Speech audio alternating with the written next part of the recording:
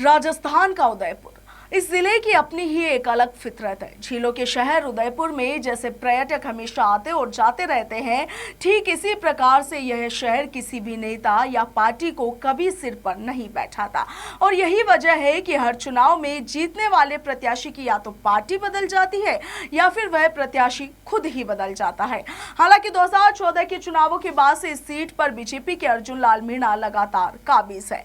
Udaipur Lok Sabha seat पर पिछले 3 दशक में भाजपा का दबदबा रहा है। यह सीट अनुसूचित जनजाति के लिए आरक्षित है। आदिवासी अंचल में भाजपा ने अपनी पकड़ बनाई है। उदयपुर लोकसभा सीट पर मतदाताओं की संख्या की बात यदि की जाए तो इस सीट पर SC, ST और OBC मतदाताओं की तादाद सबसे ज्यादा है।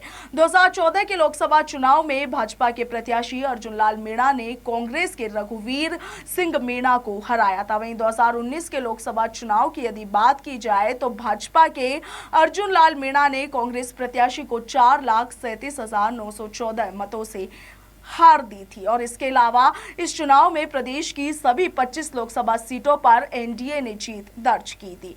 इनमें से 24 सीटें भाजपा और एक इसके सहयोगी दल राष्ट्रीय लोकतांत्रिक पार्टी यानी कि RLP के खाते में गई थी। राजस्थान की सियासत के लिए बरसों से एक कहावत बड़ी मशहूर है कि जिसने मेवाड़ जीत लिया मानो उसने राजस्थान जीत लिया। राजस्थान की उदयपुर लोकसभा सीट मेवाड़ संभाग की 4 सीटों में से एक है। 3 अन्य सीटें राजसमंद, चित्तौड़गढ़ और बांसवाड़ा है। आजादी के बाद उदयपुर सीट पर हुए 17 लोकसभा चुनावों में 10 बार कांग्रेस और 5 बार बीजेपी और 2 बार अन्य का कब्जा रहा। उदयपुर लोकसभा सीट में 8 विधानसभाएं हैं। 2023 के विधानसभा चुनावों में यहां आदिवासी पार्टियों का उदय हुआ। ये दोनों ही पार्टियां आदिवासियों के हकों के लिए काम कर रही है, जिसमें जल, जंगल, जमीन और आदिवासियों के अधिकारों के लिए काम कर रही है। और इसी वजह से आदिवासी वोट बैंक कांग्रेस और बीजेपी से खिसकता हुआ इन पार्टियों से जुड़ता जा रहा है। और यही वजह रही कि 2023 के विधानसभा चुनाव में आसपुर और धरियावाद में भारतीय आदिवासी पार्टी ने शानदार जीत दर्ज की थी। पार्टी ने सलुमपुर और इसके साथ ही खेरवाड़ा विधानसभा चुनाव में अच्छा वोट हासिल किया। इन पार्टियों के प्रदर्शन के कारण कांग्रेस और भाजपा का वोट बैंक खिसकता हुआ अब नजर आ रहा है। पूरे आदिवासी अंचल में आदिवासियों का बड़ा वोट बैंक इन पार्टियों के साथ। और इस बार के लोकसभा चुनाव में कांग्रेस भाजपा के सामने यह आदिवासी पार्टी बड़ी चुनौती साबित हो रही है, बड़ी चुनौती पेश कर रही है। उदयपुर लोकसभा सीट पर इस बार बीजेपी और कांग्रेस के बीच में सीधी टक्कर है।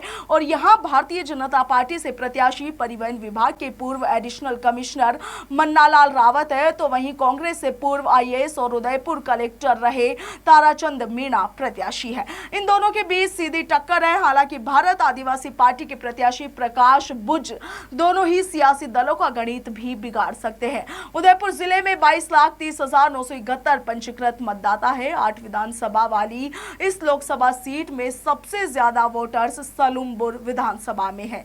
इस विधानसभा में 2,96,443 मतदाता है, जिसमें से 1,50,827 पुरुष और 1,45,616 महिला मतदाताएं शामिल है।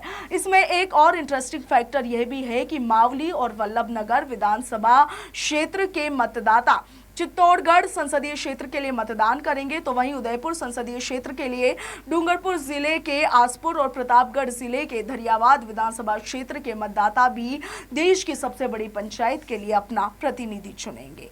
तो उदयपुर लोकसभा सीट को लेकर आपका क्या कुछ ख्याल है? इस बार के लोकसभा चुनाव में इस सीट पर से कौन जीत का सहरा अपने सर पर सजाता हुआ दिख रहा है? कमेंट सेक्शन में जरूर लिखिएगा।